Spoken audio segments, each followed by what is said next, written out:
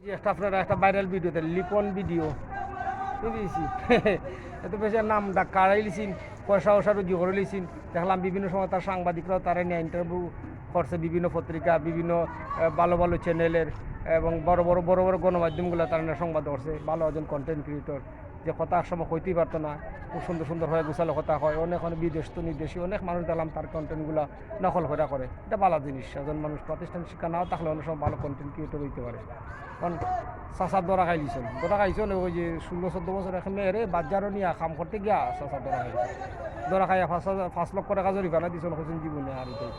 আমার আসলে দেখলাম কোনো মাধ্যমে বেচারা বিয়েই করছে না মা বাপরে দেখাশোনা করে না কন্টেন্ট ক্রিয়েটর লিপন ভিডিও নিয়েছি হা হা হা হা লিপন ভিডিও ওই যে আর কিছু কথা হইতো না তার কথা কিন্তু বেশ ভাইরাল হয়েছিল আসলে চরিত্র এমন একটা জিনিস এটা আল্লাহর দয়ার উপরে নির্ভর করে আল্লাহর দয়া যত সময় থাকবো মানুষের চরিত্র তত সময় সুন্দর থাকবো তার জীবন সুন্দর থাকবো কারণে অত মানুষের অনেক সুন্দর সুন্দর কথাগুলো হইতো তাই নিজেও হইতো শেষ পর্যন্ত অনেক ভিডিও আমি তার দেশে ভালো লাগতো মানে চরিত্রহীন তো চরিত্রহীনের সময় ধরা খাই